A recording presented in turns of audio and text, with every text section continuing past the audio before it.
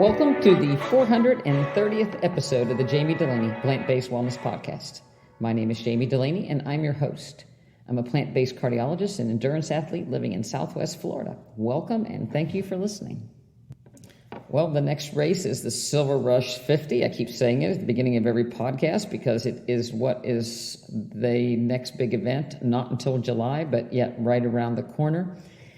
This one scares me.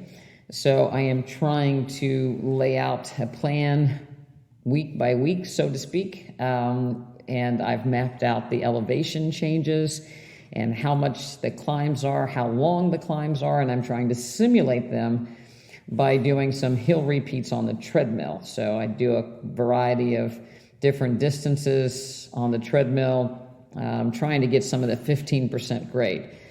Not getting anywhere near what's going to happen to me in Leadville, where will be miles and miles of uphill. Again, I've said before, it's 22 miles uphill, 22 miles downhill. It's up and down, but a lot of just grinding uphill. But nevertheless, living in flat Florida, the treadmill is what I have, and then my tire pull. I am pulling a large truck tire on a street that is blacktop, kind of sealed, so it's fairly tacky, so it's a pretty hard pull. I'm doing that, trying to get that up to at least 3 times a week. It's about 0.3 miles right now. So that's part of the training. I've been following if you've, again, I've had Born to Run, Chris McDougall on the podcast. I probably should get Eric Orton because I follow a lot of his YouTube videos with some running drills, trying to get my feet and ankle ready for the uneven surfaces. And we found a trail not too far away, about 30 minutes from here. There is actually we found a nice 3.6 mile loop that goes down to the beach area in Englewood, Florida, and we went down there this Sunday and ran around that a few times, which was nice. It was either hard-packed sand and shell or some pine needles and hard-packed dirt sand. So it was actually a nice surface. It's flat, but nevertheless, again, to get a little bit more variation in terrain for the little muscles in your feet and ankles that are going all different directions. So really enjoyed that. So I think we can go down there and do some more of those loops. There's a little hill not too far away that we can run up and down again, a little bit north.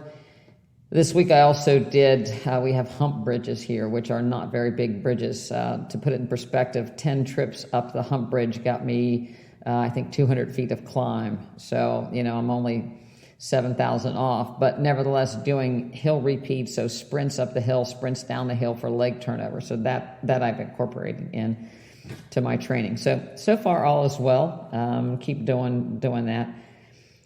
This podcast I have entitled Practice Choosing Hard.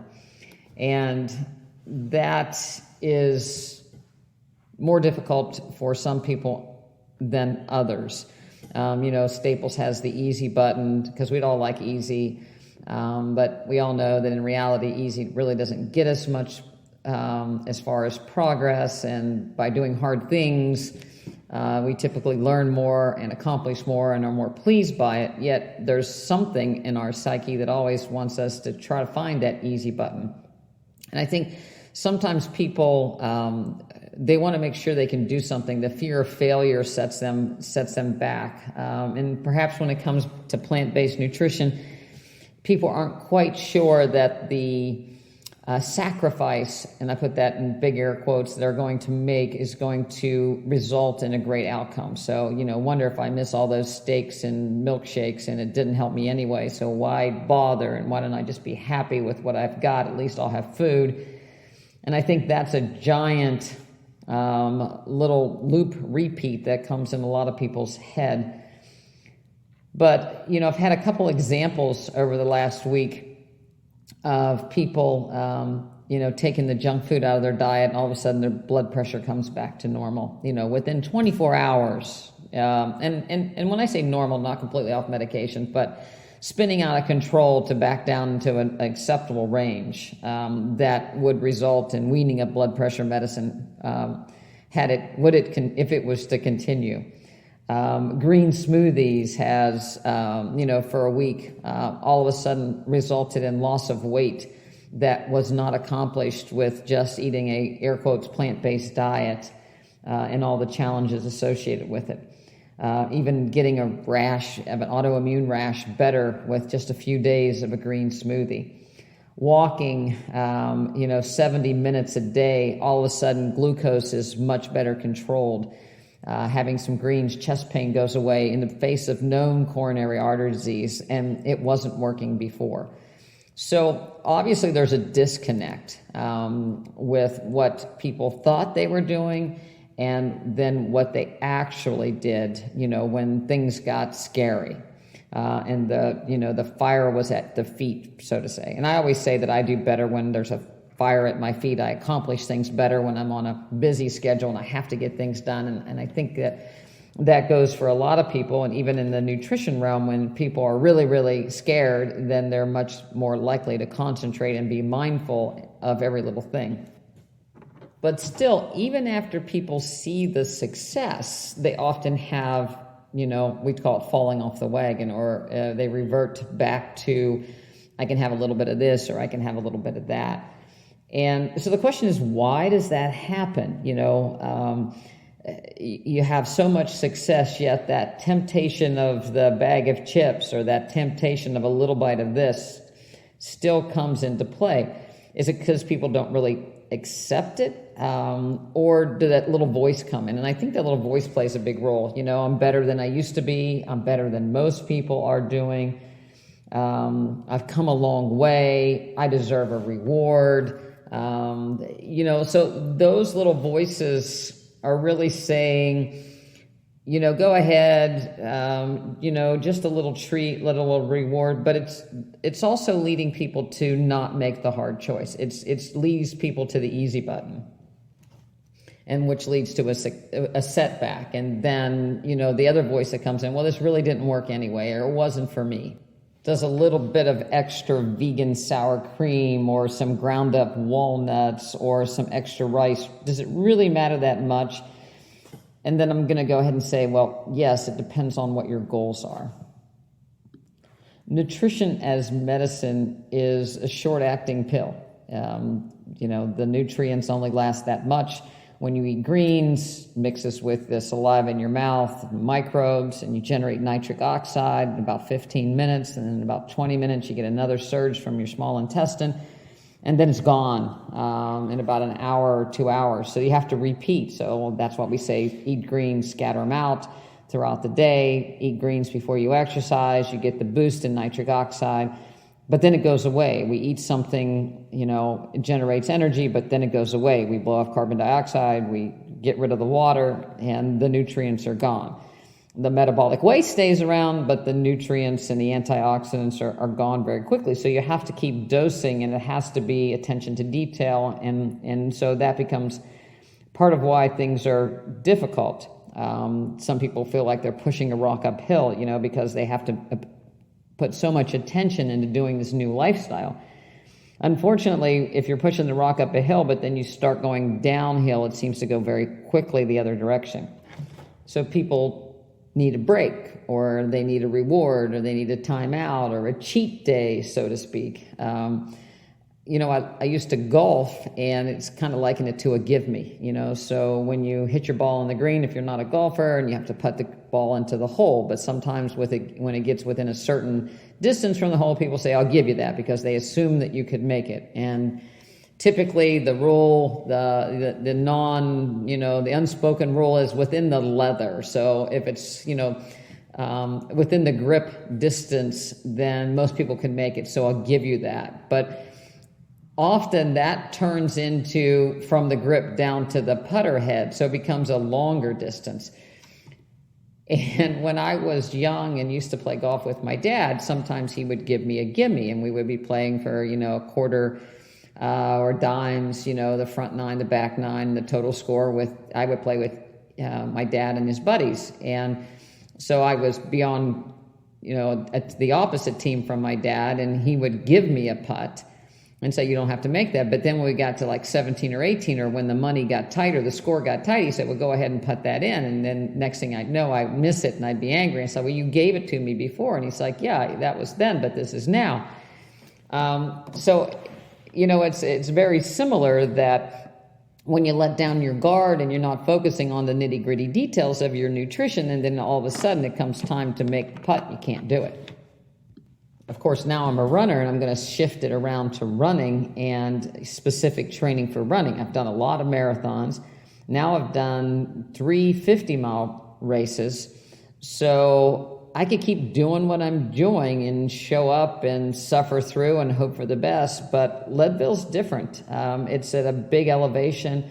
The mountains are big. The rocks are moving. There's cutoff times. And I need to be better than I was to be able to make it around in the time frame. And quite frankly, I don't know if I'm going to be able to make it around in the time frame. So I'm scared straight as far as my training. I'm trying to do specific training and focus training so that I have the best chance and no regrets when I get there. So if I've done all I can, I get there and, I don't accomplish what I set out to do, then I can readjust and maybe go again. But I don't want to get there saying, I wish I would have done something, or I wish I would have followed the plan I initially thought of. There are all kinds of training plans online that you can purchase that are, do this on Monday, Tuesday, Wednesday, and so forth. You can, and you can follow those or not follow those, because nobody really knows if you're actually following the training plan, and they might not be specific to what you're doing. But you still have to be accountable. That's why some people hire a coach for accountability. But the accountability is only as good as what they report. And even when somebody, you have to take into account of, where do you live? What kind of elevation do you live in? How old am I? What's my job? What do I do during the day? Have I been injured? There's all kinds of factors that go into making a training plan, and the more factors that you know, the more specific that you can be. But when it comes down to it, you still have to follow it. And you have to follow it consistently. So if I do a plan and I write out 7 days, but I only accomplish 2 or 3 of them, then I'm not really following the plan, and I'm not going to get the same results as I would have if I would have followed the plan 7 days a week. And that's where nutrition comes in. Most people can follow the plan 2 or 3 days a week, but they can't manage to follow the plan 7 days a week. The race date is not going to change. So if I miss days, I'm going to miss days of training. Same way with nutrition. If I miss days, I'm falling back. There's definitely a setback. So it's basically what we call yo-yo dieting.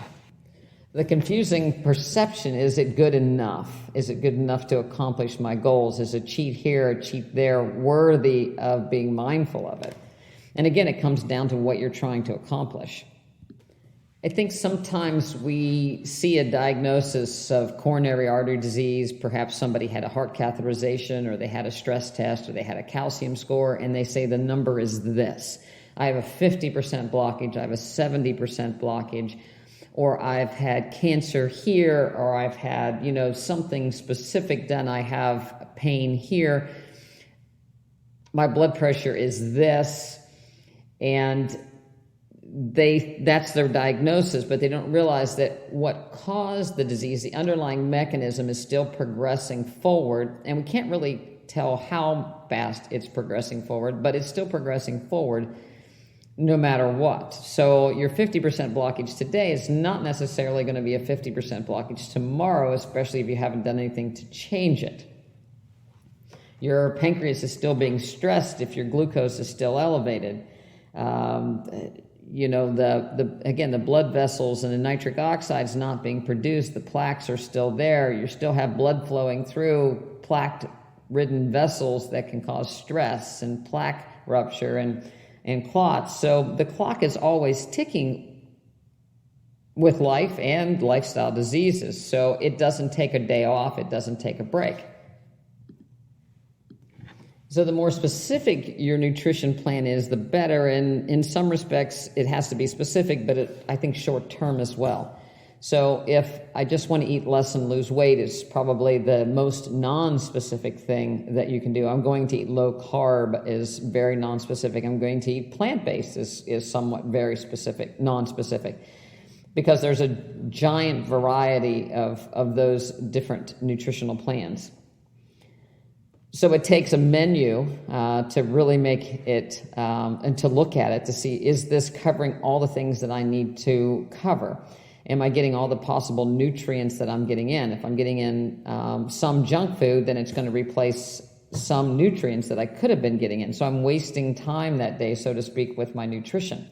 How many people have thought about it? I know I have. I'm just not going to eat today. You know, you get up and you're doing whatever, and it's like, I'm just not going to eat today. And it sounds like a really good plan. You get in the shower, still not going to eat today. But then, as the day progresses and you get hungry, it starts to fall apart. I was really surprised when I did a 3-day fast of how, I guess, my hunger didn't really become such an issue because I had declared that I was going to do a 3-day fast. And I knew that there was an end to the fast. Usually I'm very clock oriented. I eat breakfast, I eat lunch, I eat dinner. I have my after dinner fruit snack. So it's very regimented, and I look forward to those meals. But when I knew I wasn't going to eat, and that was the plan, it didn't really bother me that there wasn't food available, because that was the specific plan. For 3 days, I was only going to eat water. If I have a menu and I'm going to make that menu and I have the food for that menu, I'm only going to do that specific thing. It makes it so much easier. But if I just say to myself in the morning, I'm not going to eat today, and then I come across somebody eating something really, really good, then I can blame them for, well, they ruined it because they brought something that smelled really, really good, and now I'm hungry and I'm going to have just a bite. So I've ruined it, so I might as well have more. So we need a goal, and we need a very short plan, and a long-term plan, and a middle plan. And, it's best to start with the day-to-day, day-by-day, meal-by-meal type of philosophy, so that you're very focused on what you are getting in as nutrients and how to avoid what you don't want to get in as junk food.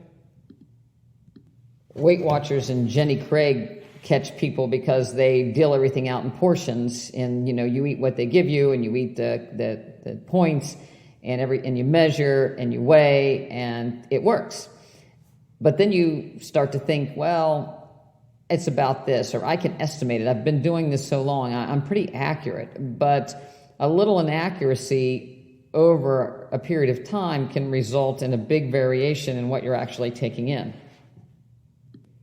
Hard things are hard. If you're not plant-based and you're going to switch to it, and it's a big switch. If you're not somebody that likes to cook and then all of a sudden you're going to cook. If you're somebody that's eating out all the time and now you're going to eat home, it's a big transition, and you have to accept that it's going to be difficult, and you have to accept where you are. I'm going to pull the tire pull as an example. I got a big tire because I figured if you're going to pull a tire, you must well pull a big tire. But it's a big tire.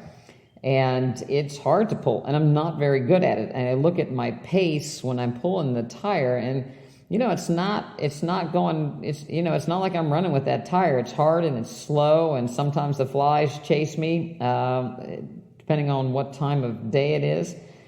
And it would be easy just to kind of throw in the towel and say, this is not really doing it for me. This is not. I don't think this is a great idea. I'm going to take a break. But if I take a break from pulling the tire, I'm going to lose ground, especially when I'm just starting and I'm not very good at it. So my philosophy during my tire pull is, okay, what is my pace in specific areas? How long does it take me? How many days can I do it in a row to give myself positive reinforcement to get out there and do it?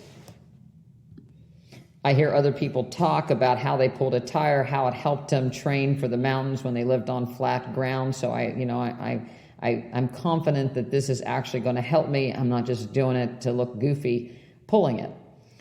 I could get a smaller tire and make it easier, and I could run around with it. But again, it's not going to give me the same challenge. So I need to stick with my big tire and see if I can get better at it. So I'm focusing on making the hard choice every time I pull my big tire.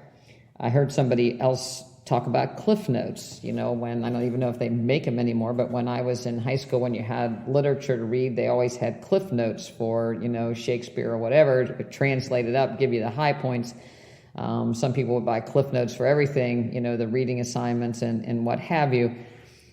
But you never got the full understanding. You got somebody else's version of the gist of the story, but you never got the intricate details. You never got the full effect of the story. You never got to enjoy the descriptions of things and the deep understanding of what somebody was trying to convey. And, a little bit slap in the face when if you think that the Cliff Notes is a good enough read for somebody that, spent so much time writing this great novel, and it's a highly acclaimed book or something, and you think the Cliff Notes really do it its just, and it's good enough.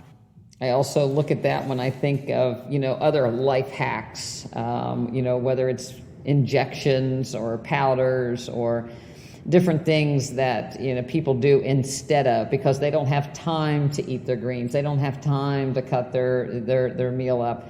I don't think that helps you in the end, because again, you're choosing easy, and the more you choose easy, the harder it is to choose hard when it comes to certain plans.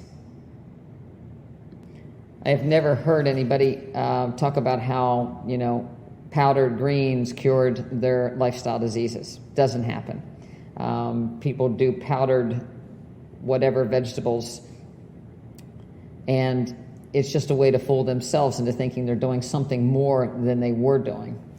But it's still the easy button. And I understand why it's very hard for people to become plant-based.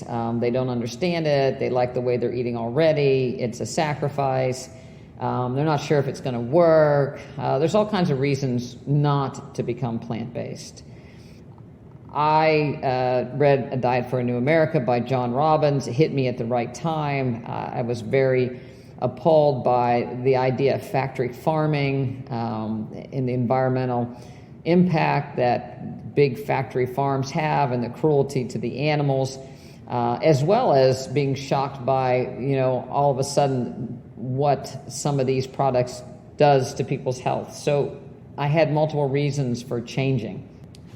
I think most of the time people change when something giant happens. They've looked in the mirror. I've heard people saying they saw birthday pictures with them and their child, or they couldn't walk down the street without being short of breath, or they got a terrible diagnosis of an autoimmune disease or a cancer or coronary artery disease. They're spurred into making a change. But if they don't have any of that, then, becoming plant-based is quite a hard button to push for no apparent reason. So I can see that.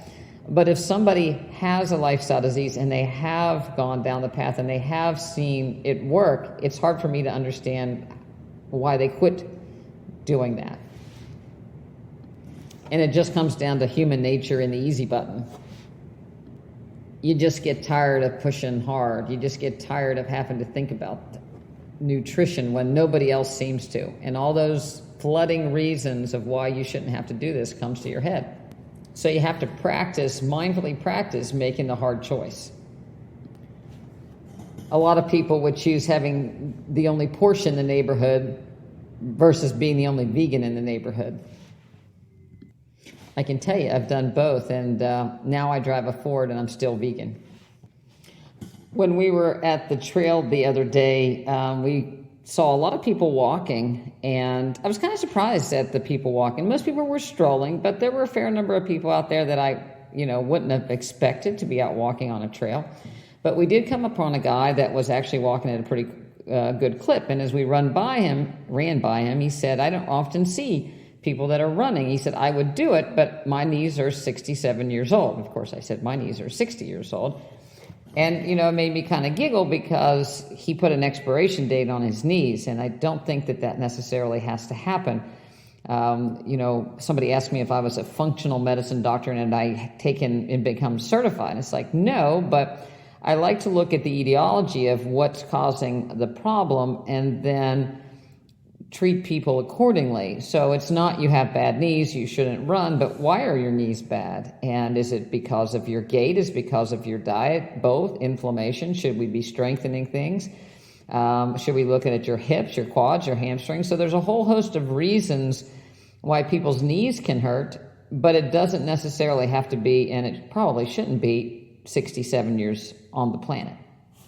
The diva is about to be 90 years old and has no knee problems. So, I mean, it's not a given that you have an expiration date on your knees. And it's not a given that anytime anybody's played high school football, that their knees should give out when they're 67.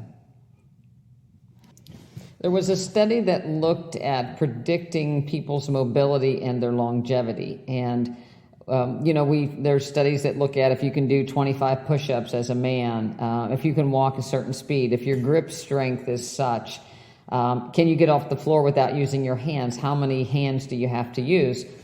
But there was recently a study that looked at how long does it take you to stand up and sit down or sit to stand 5 times in a row? So you're sitting on a stable kitchen chair, not leaning back, but you sit down and go all the way. You don't touch your back, but you sit down all the way, rock back, stand up, sit down, rock back, sit down 5 times. And if you start timing from the time you stand up to the last time you sat down, in your 60 to 65, you should be able to do it in 11.4 seconds. If you're 70 to 79, 12.6 seconds. If you're 80 to 89, 14.8 seconds.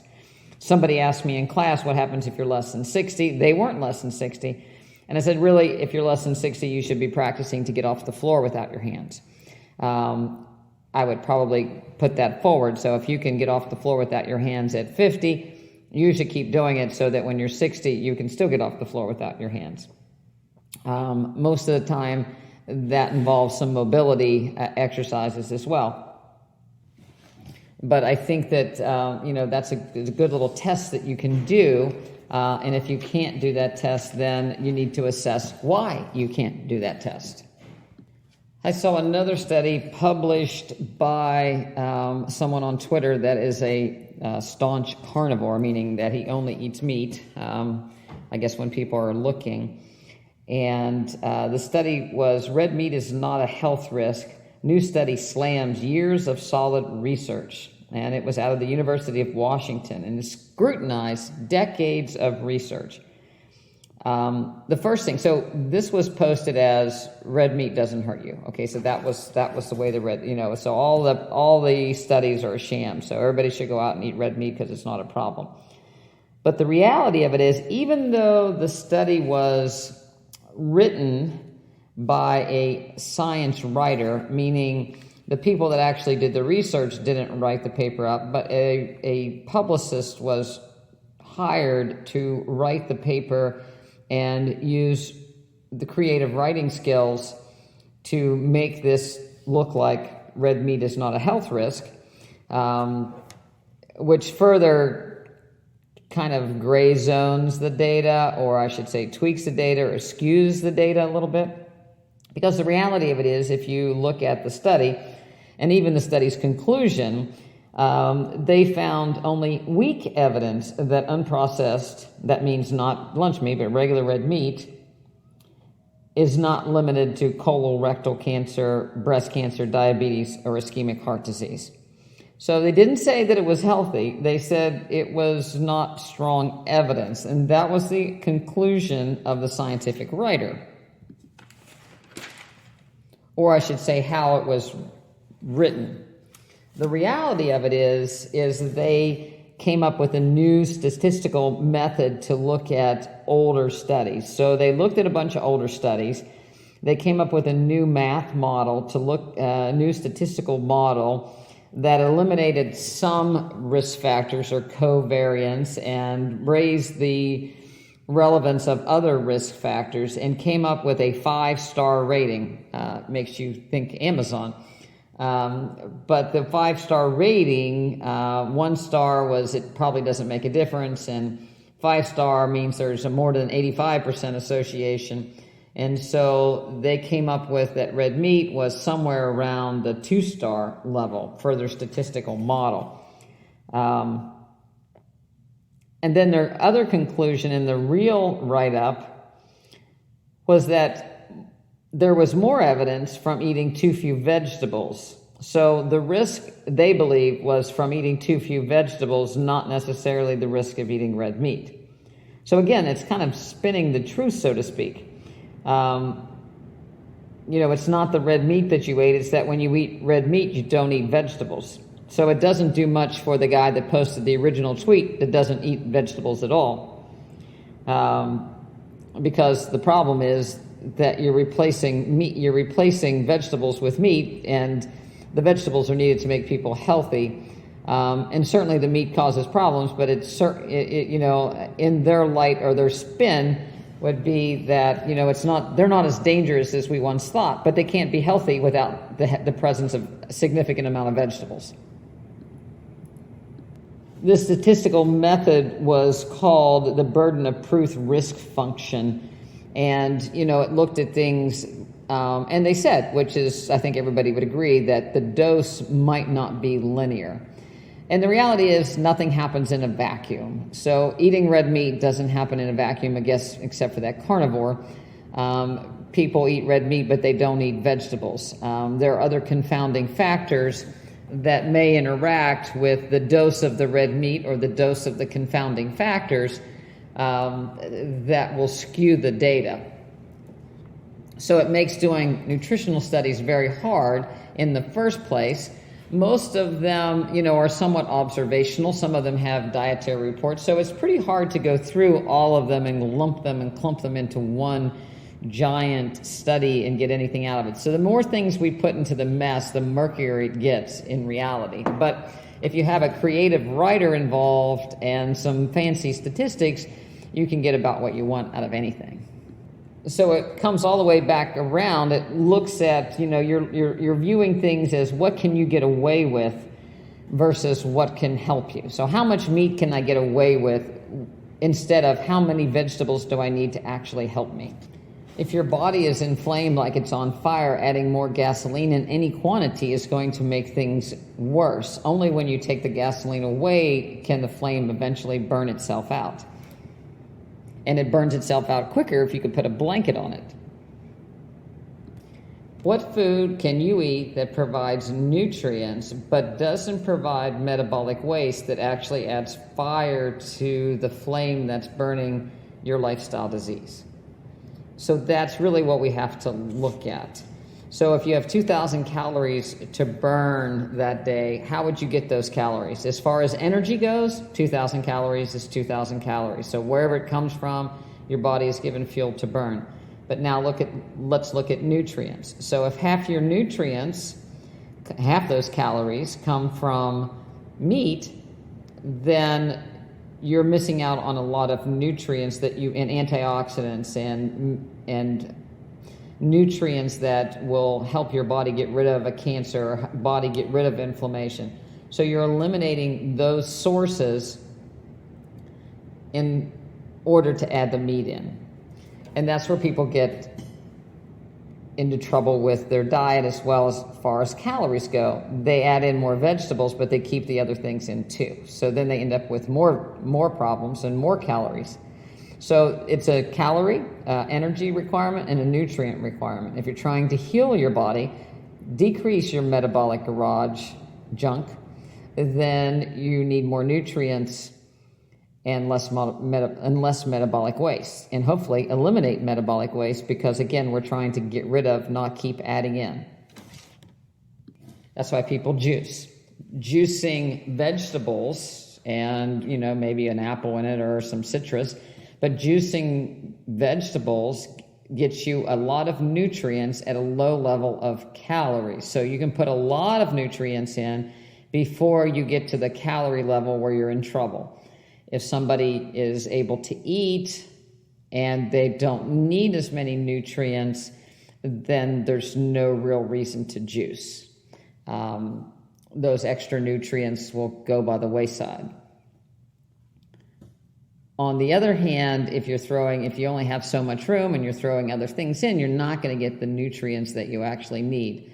There was a study looking at juicing versus blending, so putting things in a blender versus putting things in a juicer, and the nutrients are still retained in blending. It's just that there's going to be the fiber there, and somebody that doesn't have an appetite might not get in the amount of nutrients that's needed to heal themselves. So if somebody has a poor appetite, is debilitated, then you're going to want to put in as much juice as you can to get both the calories and the nutrients. On the other hand, it may be such that we want to get the fiber, might be more important in some people, because we want to select for a bacteria that could be fed be fed by the increased fiber dose. So there is a little bit of variation depending on what you're trying to accomplish, but both of those work better than to have one green powder smoothie and, a takeout chicken sandwich. Meals that I've been doing this week, we had butternut squash, broccoli, and butter beans one evening. We had a Cobb salad that we did in class with white bean dressing and mushrooms. We had a sweet and sour stir fry with Napa cabbage, carrots, peppers, and soy curls. We had zucchini, tofu, and corn fritters. And the corn fritters had red pepper in them. So I aim to get in a bean, a grain, and vegetables most dinners, actually every dinner. I also aim for my greens twice a day, at least. So I guess the takeaway is practice. Practice doing hard things, and practice doing hard things often. The more you do hard things, the more you can troubleshoot and be mindful of the progress that you're making. When people tell me that they're doing everything perfect, I know they're not paying attention, because none of us do everything perfect. So the idea is to really see where you are as far as your nutrition and your exercise, and see if you can make it better by making consistent choices that are, more often than not, harder than the easy ones. If you would like a little help at looking at where your nutrition or exercise regimen is and how you might make improvements, go on over to drdulaney.com, DOCTORDULANEY, and check out our website. We have a lot of options available. There's a members-only website that has a lot of recipes. We do wellness challenges. We do Zoom balance class, mobility classes. So there's a lot that you can gain from just looking things a little differently. We have a full-time registered dietitian that is her specialty, plant-based nutrition. She's just not a one comes, one all, but we will move your plate so that it maximizes your nutrition for whatever lifestyle disease that you have going on, so that we can reverse things as quickly as possible and do things in such a way that, you'll make some hard choices, but perhaps the choices will come with a lot of good feedback. So in the end, you're happy with the choices you make. So anyway, if you have questions, email me at Jami at drdulaney.com. Love to hear from you. Thank you, as always, for listening.